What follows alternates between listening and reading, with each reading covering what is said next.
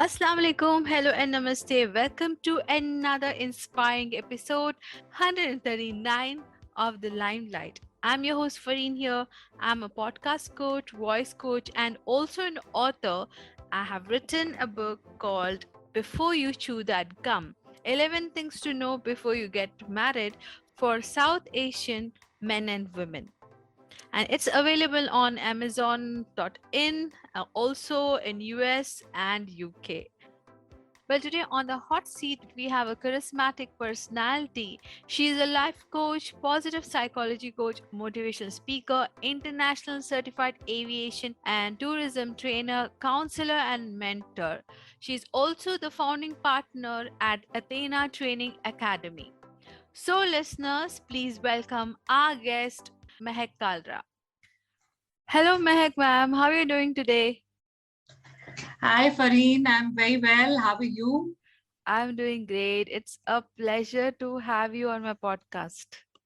Same here. It's in fact an honor for me to be invited on your podcast. Oh, thank you so much, ma'am.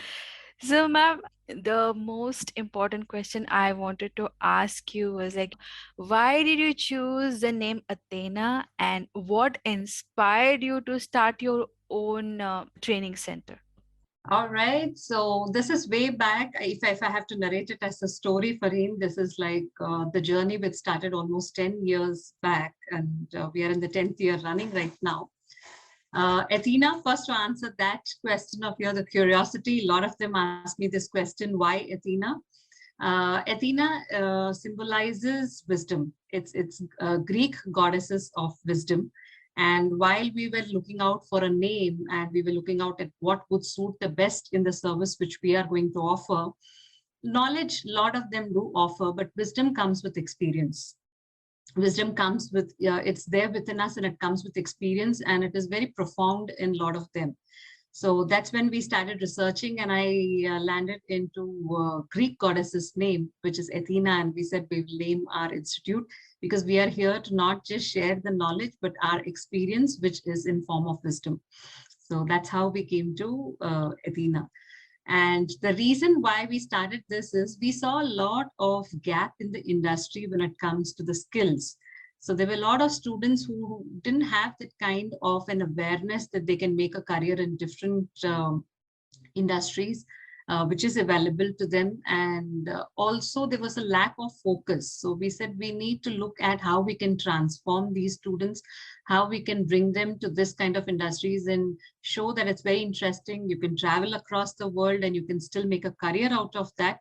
And that's how we landed into saying that let's do something for the students and start an institute which will help them gain the hard skills as well as something which is very important in today's date and time, that is soft skills. So that's how we started with Athena. And I think after working for probably you can say you know uh, 10 12 years in the industry, you get to the saturation point where you say yes boss, no boss, is not happening, why not be your own boss? So that's how Athena has started for you. That is so incredible. And I love the meaning of that name, Athena, wisdom. For sure, everybody wants to give knowledge, but wisdom, as you said, comes with experience. And I wish you all the best for your future ventures, ma'am. Thank you so much, Fareen. That means a lot. You're welcome, ma'am. Now, you are a coach, trainer in varieties of, like, your life coach, psychology coach, positive psychology coach, assertive. Tell me which one is the most challenging to coach in? If I have to go way back telling what is most challenging for him, definitely I would say positive psychology is something which is very, very challenging because all of us are driven by our thought process. We are so much driven in our thoughts, which is like the clouds which is there in the head. And if I have to talk and coach someone on psychology, first of all, the first concept comes in that I don't have any psychological issues. So why should I go in for coaching? Second thing, when we talk about positive psychology, the name itself is very confusing in the minds of people that what am I going to talk in positive psychology and how is it going to impact my life? So this is something which as a coach, I found it very challenging is to first and foremost understand that you definitely, if you are coming to a positive psychologist, it's not that you have a psychiatric problem. It is because you need to make that the way of your life. You need to lead your life positively with positivity. And coaching in positive psychology doesn't mean that you have a mental health issues or you are seeking help for that. It simply means that we are making a life which is of fulfillment, and we are looking at life at a different perspective. So in the coaching field, yes, I feel positive psychology is the most challenging one to address and to get participants to understand that bit of it. Oh, right. When they say they're going to a psychologist or doing something related to psychology, or again, you said positive psychology. People think that we have some mental issues. That Absolutely. uh, Yes. Yes. that kind of thinking comes. But yeah, I think as the generation is progressing and as we have people like you to educate, I think it'll get easy for us to understand ourselves, our mind, thought process better. Right. Absolutely. When we are looking at life from a different perspective and lead it very positively. Yes, yes. I would surely like to learn positive psychology. It's an interesting topic, in fact, and it gets deep inside us. Wow, great. Right. Now, also in your portfolio, I saw that you are a assertive communication coach, right? Right. So this is something new I have seen, I've not seen, and when I had checked on that, it's again related to our psychology, thinking, communication. Can you just tell a little more about it? Sure, Fareen. When we are talking about assertive communication, a lot of us think that, if we dominate someone while we are talking, or if we have a very passive behavior, probably we can get through. Now, you would have seen the newcomers who join the industry, they would have a very passive kind of a behavior in terms of whatever is being told to them. It is like, yes, sir, they will do it just out of the very nature that telling a no may lead to certain things, we're not able to put it across in what pressure we are undergoing. So when we talk about assertive communication, this is what we're trying to say, that you are being mutual, you have a diplomatic communicative style or a communication style, and you are telling your message where you're not being dominating. At the same time, you have the ability to stand up what you believe in. At the same time, you're staying calm and you're staying positive. And this communication is very essential, not just in your workplace, it could also affect your personal lives.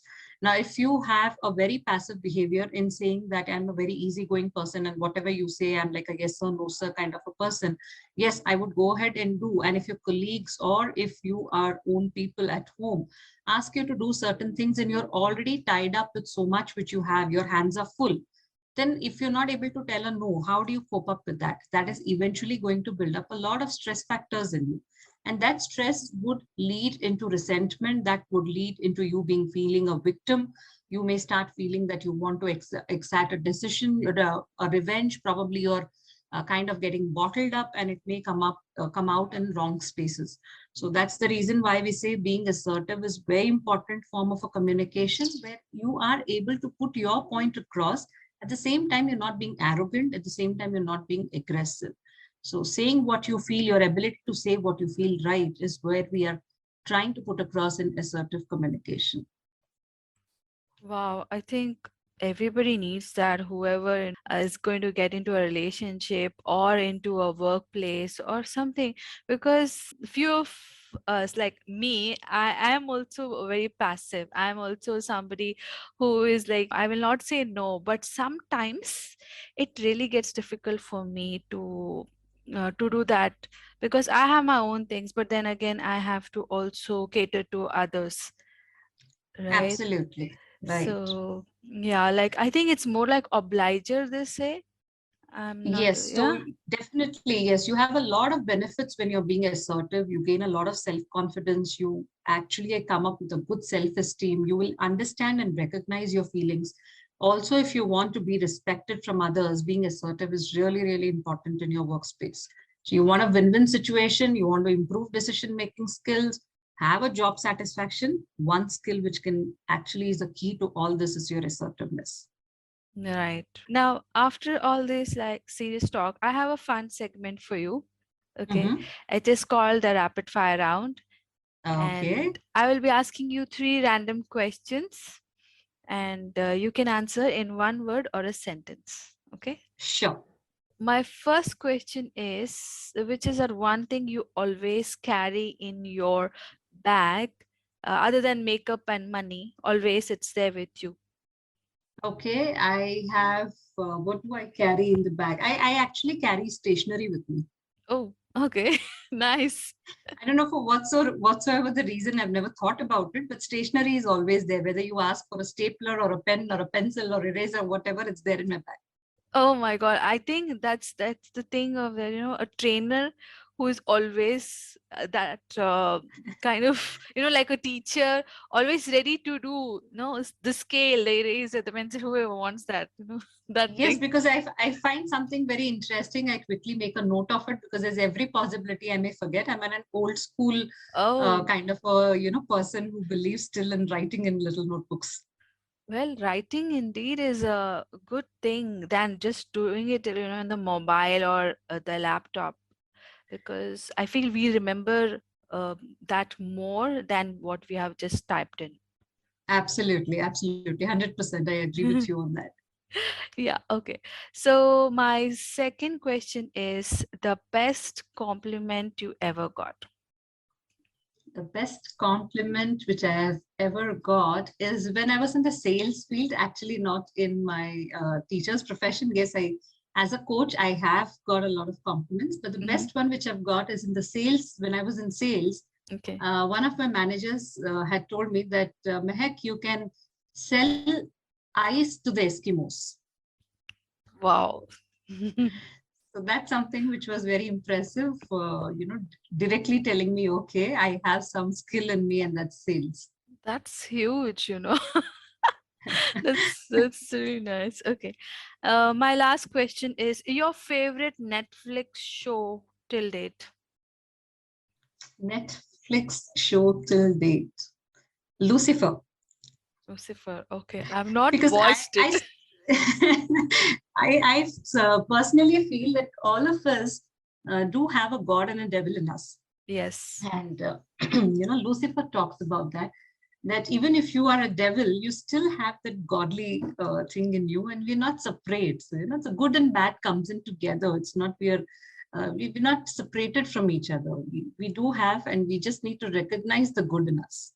Yes. I do agree because we have a bad side, we have a good side. So that's Right. It's just like another side of the coin. It's just that what are you allowing it to dominate you is what matters at the end.